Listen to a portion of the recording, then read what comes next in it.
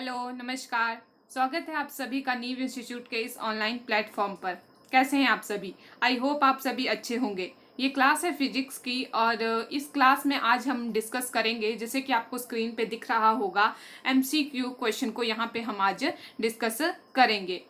तो चलिए आज की क्लास को अब हम स्टार्ट करते हैं। क्वेश्चन नंबर 1 यहाँ पे आपको दिख रहा होगा, which of the following is not used as the unit of length. इनमें से कौन सा जो है वो यूनिट ऑफ लेंथ नहीं है? ऑप्शन ए है माइक्रोन, ऑप्शन बी है लाइट ईयर, ऑप्शन सी है एंगस्ट्रॉम, ऑप्शन डी है रेडियन। तो ये जो फर्स्ट के 3 ऑप्शन हैं, यानी कि माइक्रोन, लाइट ईयर और एंगस्ट्रॉम, ये सभी लेंथ के यूनिट हैं, जबकि डी जो है वो सॉलिड एंगल का जो है आपके पास यूनिट है, यानी कि रेडियन। तो क्वेश्चन नंबर 1 का यहाँ पे ठीक हो जाएगा आपके पास ऑप्शन नंबर डी, यानी कि रेडियन। उसी तरह से क्वेश्चन नंबर 2 है, a body is said to be in motion if it change its position. एक बॉडी को कब कहा जाएगा कि वो मोशन में है? वो किसके रिस्पेक्ट में जो है वो अपनी पोजीशन को चेंज करे? ऑप्शन ए है with respect to itself, option B है with respect to surrounding, option C है with respect to air, option D है नन ऑफ दीज। तो एक बॉडी को कब कहा जाएगा कि वो मोशन में है? जब वो पोजीशन अपनी चेंज करेगी विद रिस्पेक्ट टू सराउंडिंग। यानी क्वेश्चन नंबर 2 का जो है ऑप्शन नंबर बी यहाँ पे सही हो जाएगा, that is with respect to surrounding. Question number 3 देखते हैं क्या है। A boy walked to his school at a distance of 6 kilometer with the speed of 2.5 kilometer per hour and walk back with a speed of 4 kilometer per hour. His average speed for round trip expressed in kilometer per hour is।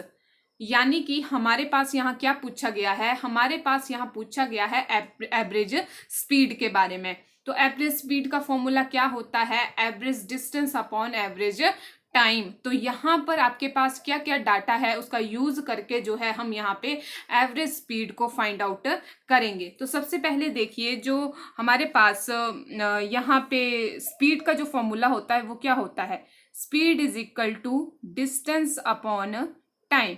ठीक है, तो first पे आप देखिए कि आपके पास क्या दिया हुआ है। आपके पास यहाँ डिस्टेंस 6 किलोमीटर दिया हुआ है और स्पीड दी हुई है 2.5 किलोमीटर फर्स्ट केस में। ठीक है, तो यहां से हम टाइम की वैल्यू क्या कर सकते हैं? फाइंड आउट कर सकते हैं। किस तरह से? जब मैं टी को यहां ले जाऊंगी तो मेरे पास बचेगा डी अपॉन एस, यानी कि फर्स्ट केस अगर मैं निकालूं तो डिस्टेंस है मेरे पास 6 और स्पीड है मेरे पास 2.5, यानी 25 इंटू 10 में यहाँ लिख सकती हूँ।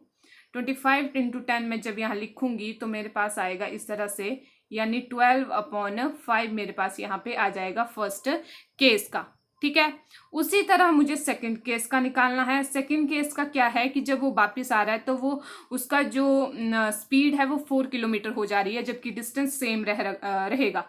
ठीक है, तो यहाँ पे क्या आ जाएगा मेरे पास? जब मैं T1 की बात कर रही हूँ, अगर ये T1 है, अगर मैं T2 की बात करूँ तो मेरे पास क्या आ जाएगा? वही डिस्टेंस अपॉन टाइम। तो डिस्टेंस मेरे पास यहाँ पे 6 ही रहेगा, और जो डिस्टेंस अपॉन स्पीड, तो ये डिस्टेंस यहाँ पे 6 ही रहेगा, और जो स्पीड है वो कितनी हो जा रही है यहाँ पे? 4। ठीक है, जब इसको कट करूंगी तो यहाँ 3 आ जाएगा और यहाँ 2, यानी कि मेरे पास आ जाएगा 3/2।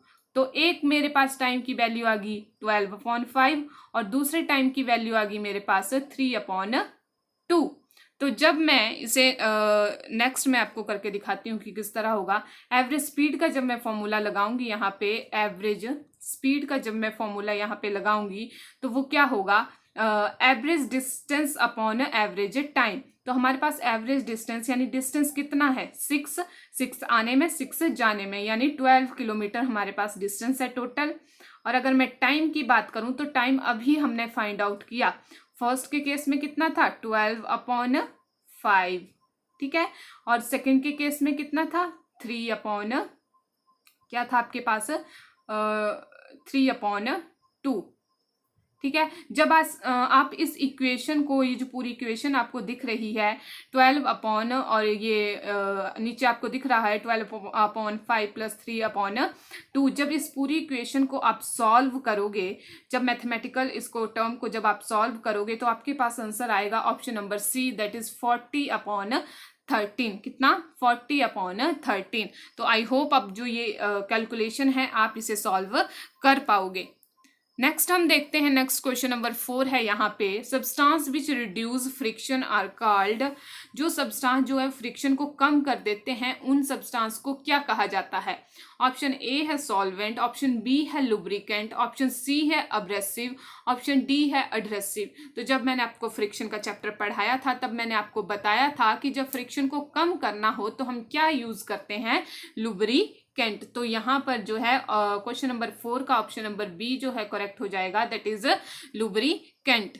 उसी तरह से क्वेश्चन नंबर 5 है यहाँ पे, स्पोर्ट्समैन यूज स्पाइक्स शूज, जो स्पोर्ट्समैन होते हैं वो स्पाइक शूज का यूज करते हैं, क्यों? To increase the friction. Option number B है to decrease the friction, option number C है to increase the pressure, option number D है spike shoes have no role in motion. तो यहाँ पर जो है, जो स्पोर्ट्समैन यूज करते हैं शूज, उनके नीचे स्पाइक्स होते हैं, वो किस लिए होते हैं? To increase the friction. किस लिए? To increase the friction, friction को बढ़ाने के लिए, ताकि जो फिसलन है वो ज्यादा ना हो। ठीक है। क्वेश्चन नंबर 6 है यहाँ पे, इन coulomb law the constant of proportionality के हैज द यूनिट। जो आपके पास कूलम फोर्स होती है, ये जो कूलम लॉ होता है और इसको इलेक्ट्रोस्टैटिक फोर्स बोलते हैं, वो आपके पास कितनी होती है? वो आपके पास होती है यहाँ पे F is equal to 1 upon 4 pi epsilon naught Q1 Q2 upon R square. यहाँ पर जो ये वैल्यू होती है 1 अपॉन 4 पाई एप्सिलॉन नॉट, इसे हम कंसिडर करते हैं K, यानी कांस्टेंट, कूलम कांस्टेंट का जो है इसे नाम दिया जाता है। तो यहाँ पर जो पूछा गया है वो पूछा गया है कि इस कूलम कांस्टेंट की जो है वो यूनिट क्या होती है। तो अगर मैं इसकी यूनिट की बात करूं तो इसकी यूनिट होती है newton metre square upon coulomb square, यानी क्वेश्चन नंबर 6 का ऑप्शन नंबर डी यहाँ पे सही हो जाएगा, newton metre square upon coulomb square. और जो इसकी वैल्यू होती है वो वैल्यू होती है 9 × 10⁻⁹ ये इसकी वैल्यू होती है के की, जो कांस्टेंट हमारे पास होता है। इसी तरह क्वेश्चन नंबर 7 है, two resistance 1 ohm and 2 ohm are connected in a series then in parallel. पहले इन दो रजिस्टर को सीरीज में कनेक्ट किया जाता है, फिर इनको पैरेलल में कनेक्ट किया जाता है। The ratio of the effective resistance of series and parallel combination of resistance is. तो हमसे पूछा गया है, रेशियो में पूछा गया है, लेकिन क्या पूछा गया है? इफेक्टिव रेजिस्टेंस के बारे में जो है वो पूछा गया है। तो जो इफेक्टिव रेजिस्टेंस होती है उसका क्या मतलब होता है? उसका मतलब होता है टोटल रेजिस्टेंस, चाहे वो आपकी सीरीज में हो चाहे वो आपकी पैरेलल में हो, टोटल रेजिस्टेंस आपकी इफेक्टिव रेजिस्टेंस जो है वो कहलाती है। ठीक है। तो सबसे पहले आप देखिए, यहाँ पर टू रेजिस्टेंस को बोला गया है जो सीरीज में कनेक्ट है। सीरीज में कनेक्ट है तब तो ये डायरेक्ट ही प्लस हो जाएंगे, यानी कि फर्स्ट आ जाएगा आपके पास 3 ओहम, 1 ओहम प्लस 2 ओहम कितना आ जाएगा आपके पास? 3 ओहम। दूसरी साइड अगर इसे हम जो है वो क्या करें, दूसरी साइड जब हम इसे पैरेलल में कनेक्ट करेंगे तो हमारे पास क्या आएगा? 1/1 प्लस 1/2। जब इसको सॉल्व करेंगे तो हमारे पास क्या आएगा? नीचे यहाँ पे 2 आ जाएगा, यानी 3/2 जो है यहाँ पे हमारे पास आ जाएगा। अब हमसे ये तो हमने निकाल लिया, ये निकाला हमने सीरीज के लिए, ये निकाला हमने पैरेलल के लिए। ठीक है।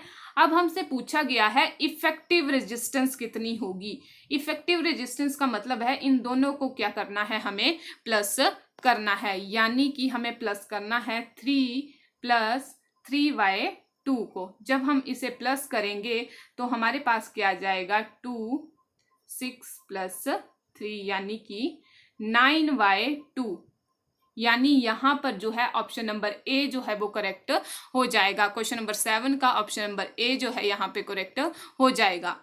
क्वेश्चन नंबर 8 है यहाँ पे, at the centre of the magnet the magnetic field is, magnet के सेंटर में जो है वो मैग्नेटिक फील्ड कितनी होती है?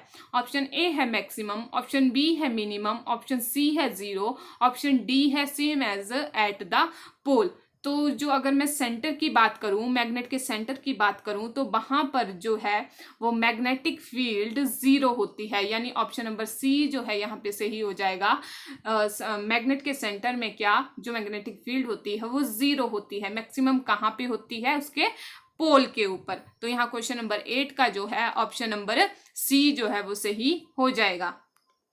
उसी तरह से क्वेश्चन नंबर 9 है, the phenomena of electromagnetic induction is, जो हमारे पास फिनोमेना है इलेक्ट्रोमैग्नेटिक इंडक्शन का, जिसकी वजह से क्या होता है, जिसकी वजह से जो है वो करंट, इंड्यूस्ड करंट हमें मिलता है, वो किस तरह से होता है, यहाँ पे बोला गया है वो कौन सी प्रोसेस है? ऑप्शन नंबर ए है the process of charging a sphere, option B है the process of producing magnetic field in coil, option C है the process of producing induced current in coil whenever there is relative motion between the coil and the magnet, option number D है the process of producing cooling effect. तो ये जो हमारे पास phenomena है electromagnetic induction का, ये कब होता है या इसकी प्रोसेस क्या है? जब या तो हमारे पास क्वाइल को मूव किया जाए या तो मैग्नेट को मूव किया जाए, ठीक है, उस टाइम पे हमें क्या मिलता है? इंड्यूस्ड करंट जो है वो हमें मिलता है। तो यानी कि क्वेश्चन नंबर 9 का यहाँ पर जो है वो ऑप्शन नंबर सी जो है वो करेक्ट हो जाएगा। That is the process of producing induced current in a coil whenever there is a relative motion, ठीक है, whenever there is a relative motion between the coil and the magnet. Question number 10 है यहाँ पे, a DC generator is based on the principle of, जो DC generator है आपके पास वो कौन से प्रिंसिपल पर जो है वो बेस्ड होता है? ऑप्शन नंबर ए है एनर्जी डिसिपेशन, ऑप्शन बी है इलेक्ट्रोमैग्नेटिक इंडक्शन, ऑप्शन सी है मैग्नेटिक इफेक्ट ऑफ करंट, या ऑप्शन डी है हीटिंग इफेक्ट ऑफ करंट। तो ये जो डीसी जनरेटर होता है ये बेस्ड होता है प्रिंसिपल पर, इलेक्ट्रोमैग्नेटिक इंडक्शन के प्रिंसिपल पर, ठीक है। जिस तरह से इलेक्ट्रोमैग्नेटिक इंडक्शन होती है जनरेटर में भी उसी तरह का काम होता है। तो यहाँ क्वेश्चन नंबर 10 का जो है वो ऑप्शन नंबर बी जो है वो सही हो जाएगा, दैट इज इलेक्ट्रोमैग्नेटिक इंडक्शन। उसी तरह से क्वेश्चन नंबर 11 है आपके पास, when the main switch of the house circuit is put off it disconnect the, अगर मेन स्विच को क्या कर दिया जाए? बंद कर दिया जाए, ठीक है। तो इसका क्या मतलब है? क्या डिस्कनेक्ट हो गया एक तरह से? ऑप्शन ए है लाइव वायर, ऑप्शन बी है न्यूट्रल वायर, ऑप्शन सी है अर्थ वायर, या ऑप्शन डी है live wire and neutral wire. तो इसका मतलब होता है कि वहां से डिस्कनेक्ट हो गया है या डिस्कनेक्शन हो गया है कौन सी वायर के बीच में? लाइव वायर और न्यूट्रल वायर के बीच में। यानी क्वेश्चन नंबर 11 का यहाँ ऑप्शन नंबर डी करेक्ट हो जाएगा, that is live wire and neutral wire. Question number 12 है यहाँ पे, रिफ्रैक्टिव इंडेक्स, यहाँ पे रिफ्रैक्टिव होगा, refractive index is the highest for, इनमें से किसका जो है वो रिफ्रैक्टिव इंडेक्स ज्यादा होता है? ऑप्शन ए है ग्लास, ऑप्शन बी है वाटर, ऑप्शन सी है आयरन, ऑप्शन डी है डायमंड। तो यहाँ पर जो है वो ऑप्शन नंबर डी, यानी कि जो डायमंड हमारे पास होता है उसका रिफ्रैक्टिव इंडेक्स सबसे ज्यादा होता है। कितना होता है? 2.42, ठीक है। अगर मैं वाटर की बात करूं तो वाटर का होता है 1.33, अगर मैं ग्लास की बात करूं तो ग्लास का होता है 1.5, ठीक है। और अगर मैं आयरन की बात करूं तो आई थिंक आयरन का होता है 1.09। इस तरह से रिफ्रैक्टिव इंडेक्स होता है। तो यहाँ पे जो डायमंड है उसका रिफ्रैक्टिव इंडेक्स जो है वो सबसे ज्यादा है। उसी तरह से क्वेश्चन नंबर 12 है, the sky appear blue because, जो स्काई है वो ब्लू क्यों दिखाई देता है? ऑप्शन नंबर ए है यहाँ पे, red light is absorbed, red light absorb हो जाती है, उसके कारण स्काई जो है वो ब्लू दिखाई देता है। ऑप्शन बी है blue light is scattered the most, जो ब्लू लाइट है वो बहुत ज्यादा स्कैटर्ड होती है। ऑप्शन सी है blue light is absorb, blue light absorb हो जाती है, या it is it's natural colour, ये स्काई का जो है वो नेचुरल कलर है। तो यहाँ पर जो है वो ऑप्शन नंबर बी करेक्ट हो जाएगा, that is blue light scattered most. आपको पता है जो ब्लू लाइट होती है, जो वायलेट लाइट होती है, या हम ब्लू पार्ट की बात करें, एंडिंग पार्ट की बात करें, तो वो उनकी जो वेवलेंथ होती है वो क्या होती है, बहुत ही कम होती है, ठीक है, जिसकी वजह से क्या होती है, स्कैटरिंग भी ज़्यादा होती है। और जो यहाँ पे रेड लाइट है उसकी वेवलेंथ ज़्यादा होती है, उसकी वजह से इसकी जो स्कैटरिंग है वो कम होती है। क्वेश्चन नंबर 14 है, a person uses spectacles of power +2D dioptre, he is suffering from. वो कौन सी अगर एक पर्सन जो है वो चश्मा जो लगाता है वो +2D का लगाता है, ठीक है, तो उसे कौन सा जो है वो डिफेक्ट है, मायोपिया, हाइपरमेट्रोपिया, प्रेसबायोपिया, या एस्टिगमेटिज्म, ठीक है। तो यहाँ पर जो है अगर आप इस पावर से देखना चाहो कि आपको कैसे पता लगेगा कि कौन सा यहाँ पे जो है वो डिफेक्ट है, तो देखिए यहाँ पर जो है वो प्लस में पावर दी हुई है, और आपको पता है जो मैंने आपको लिखवाया था कि कौन से लेंस की जो है वो पावर पॉजिटिव होती है, तो कॉन्वेक्स लेंस की जो पावर है वो पॉजिटिव होती है, जबकि जो आपके पास कॉनकेव लेंस होता है उसकी पावर नेगेटिव होती है। तो यहाँ पर अगर पावर पॉजिटिव है इसका मतलब है कॉन्वेक्स लेंस यूज हुआ है, और कॉन्वेक्स लेंस कब यूज होता है, कौन से डिफेक्ट को ठीक करने के लिए यूज होता है, वो होता है आपका हाइपरमेट्रोपिया। यानी क्वेश्चन नंबर 14 का ऑप्शन नंबर बी यहाँ पे करेक्ट हो जाएगा, दैट इज हाइपरमेट्रोपिया है उस पर्सन को डिफेक्ट। उसी तरह से क्वेश्चन नंबर 15 है, the power of convex is, अभी बताया मैंने कि पावर ऑफ कॉन्वेक्स लेंस कितनी होती है, पॉजिटिव। हमारे पास जो कॉन्वेक्स लेंस है उसकी पावर कैसी होती है, पॉजिटिव। क्वेश्चन नंबर 16 है, according to which theory light move faster in air than in the glass. कौन सी थ्योरी में ऐसा बताया गया है कि जो लाइट है वो सबसे फास्ट जो है वो मूव करती है। ऑप्शन ए है वेव थ्योरी में, ऑप्शन बी है कॉर्पस्कुलर थ्योरी में, ऑप्शन सी है पार्टिकल थ्योरी में, या ऑल ऑफ द दीज, ठीक है। तो ये जो वेव थ्योरी है ये हाइजन के द्वारा दी गई थी, और ये जो बी और सी थ्योरीज हैं ये आपके न्यूटन के द्वारा जो थी वो दी गई थी। तो इन तीनों थ्योरी में यही बताया गया था कि लाइट जो है वो फास्टर मूव करती है, यानी क्वेश्चन नंबर 16 का यहाँ पे ऑप्शन नंबर डी करेक्ट हो जाएगा, that is all of these. उसी तरह से क्वेश्चन नंबर 17 है, यहाँ पे deviation produced by the prism is, option A है same for wavelength of all colours, option B है maximum for red light and minimum for violet light, option C है maximum for violet light and minimum for red light, या D है 0 for all colour. जो deviation होती है, जब हमने जो लेंस वाला चैप्टर पढ़ा था और उसमें देखा था जो डेविएशन थी, जब प्रिज्म में हम डेविएशन की बात कर रहे थे तो मैंने आपको बताया था कि कौन से कलर की जो है वो डेविएशन सबसे ज़्यादा हो रही है और कौन से की कम। तो वहाँ पे आपने देखा था जो रेड लाइट थी उसकी डेविएशन सबसे कम हो रही थी as compare to violet light. तो क्वेश्चन नंबर 17 का ऑप्शन नंबर सी जो है यहाँ पे करेक्ट हो जाएगा, that is maximum for violet light and minimum for red light. Question number 18 है यहाँ पे, what is the focal length of normal eye. अगर हम अपनी आईज की बात करें, जो आईज होती हैं नॉर्मल आईज होती हैं उनकी फोकल लेंथ कितनी होती है। अगर मैं मैक्सिमम बात करूँ, मैक्सिमम फोकल लेंथ की, तो वो होती है हमारे पास 2.5 सेंटीमीटर। ये अगर मैं मैक्सिमम की बात करूँ, फोकल लेंथ की मैं बात कर रही हूँ यहाँ पे, ठीक है। What is the focal length, यानी फोकल लेंथ मैक्सिमम। और अगर मैं मिनिमम की बात करूँ तो मिनिमम आपके पास होती है 2 सेंटीमीटर, ठीक है। वैसे तो ये 2 जो पूरी है वो 2 नहीं होती है, इसमें 2.24 समथिंग होती है, लेकिन यहाँ पे जो कंसिडर किया गया है वो 2 सेंटीमीटर किया गया है। ठीक है, तो क्वेश्चन नंबर 18 का जो है वो ऑप्शन नंबर ए करेक्ट हो जाएगा, that is 2 centimetre. Focal length कितनी हो जाएगी नॉर्मलाइज की, 2 सेंटीमीटर जो है यहाँ पे हम कंसिडर करेंगे। ठीक है, क्वेश्चन नंबर 19 है, विच of the following is a longitudinal wave. इनमें से जो है वो लॉन्गिट्यूडनल वेव कौन सी है। ऑप्शन ए है साउंड वेव, ऑप्शन बी है wave on plugged, option C है वाटर वेव, ऑप्शन डी है आपके पास लाइट वेव। तो आपको पता है जो साउंड वेव होती हैं वो हमारे पास लॉन्गिट्यूडनल वेव होती हैं। तो क्वेश्चन नंबर 19 का यहाँ पे सही हो जाएगा answer option number A, that is sound wave. उसी तरह से क्वेश्चन नंबर 20 है, यहाँ पे device use to measure the wind speed is called.